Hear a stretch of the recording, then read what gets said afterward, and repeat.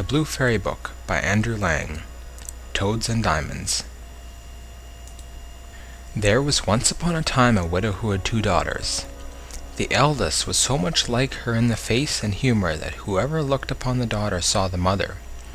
They were both so disagreeable and so proud that there was no living with them. The youngest, who was the very picture of her father for courtesy and sweetness of temper, was withal one of the most beautiful girls ever seen. As people naturally love their own likeness, this mother even doted on her eldest daughter, and at the same time had a horrible aversion for the youngest. She made her eat in the kitchen and work continually. Among other things, this poor child was forced twice a day to draw water above 1.5 miles off the house, and bring home a pitcher full of it. One day, as she was at this fountain, there came to her a poor woman, who begged of her to let her drink. "Oh, aye, with all my heart, goody," said this pretty little girl, and rinsing immediately the pitcher, she took up some water from the clearest place of the fountain, and gave it to her, holding up the pitcher all the while, that she might drink the easier. The good woman, having drunk, said to her, "You are so very pretty, my dear, so good and so mannerly, that I cannot help giving you a gift." For this was a fairy, who had taken the form of a poor country woman, to see how far the civility and good manners of this pretty girl would go. "I will give you for a gift," continued the fairy, "that, at every word you speak, there shall come out of your mouth either a flower or a jewel." When this pretty girl came home, her mother scolded her for staying so long at the fountain. "I beg your pardon, mamma," said the poor girl, "for not making more haste." And in speaking these words, there came out of her mouth 2 roses, 2 pearls, and 2 diamonds. "What is it I see there?" said the mother, quite astonished. "I think I see pearls and diamonds come out of the girl's mouth. How happens this, child?" This was the first time she had ever called her child. The poor creature told her frankly all the matter, not without dropping out infinite numbers of diamonds. "In good faith," cried the mother, "I must send my child thither. Come hither, family. Look what comes out of thy sister's mouth when she speaks. Wouldst not thou be glad, my dear, to have the same gift given to thee? Thou hast nothing else to do but to go and draw water out of the fountain, and when a certain poor woman asks you to let her drink, to give it to her very civilly." "It will be a very fine sight indeed," said this ill-bred minx, "to see me go draw water."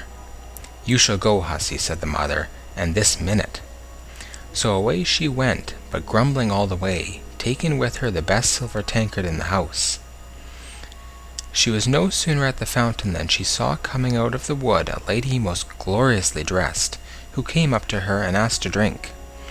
This was, you must know, the very fairy who appeared to her sister, but now had taken the air and dress of a princess, to see how far this girl's rudeness would go.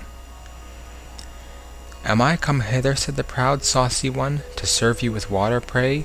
I suppose the silver tankard was brought purely for your ladyship, was it? However, you may drink out of it, if you have a fancy." "You are not over and above mannerly," answered the fairy, without putting herself in a passion.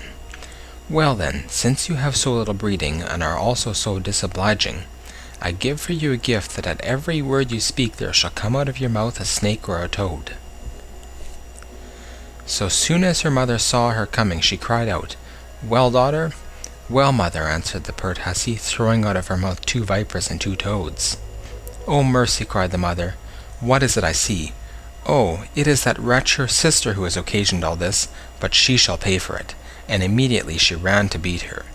The poor child fled away from her, and went to hide herself in the forest, but not far from thence. The king's son, then on his return from hunting, met her, and seeing her so very pretty, asked her what she did there alone, and why she cried.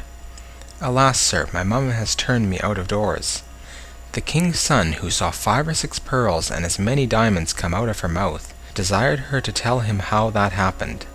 She thereupon told him the whole story, and so the king's son fell in love with her, and, considering himself that such a gift was worth more than any marriage portion, conducted her to the palace of the king his father, and there married her. As for the sister, she made herself so much hated that her own mother turned her off, and the miserable wretch, having wandered about a good while without finding anybody to take her in, went to a corner of the wood, and there died.